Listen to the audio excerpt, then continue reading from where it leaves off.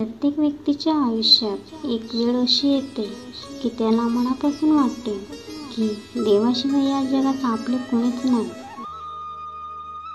परमेश्वर एक असा आत्मा आहे, त्याच्याशिवाय आपल्याला कोणीच सांभाळू शकत नाही.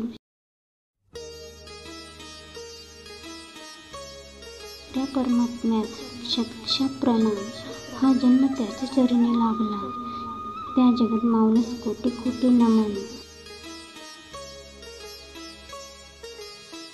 माऊलीला कधीच सांगू नका आपल्या अडचणी किती मोठ्या आहेत. त्या अडचणींना सामोरे जाऊन सांगा, माझी माऊली किती मोठी आहे. वाट माझी चुकली, साथ तुझी असावी. शब्द माझे चुकले तर माफी तुझी असावी.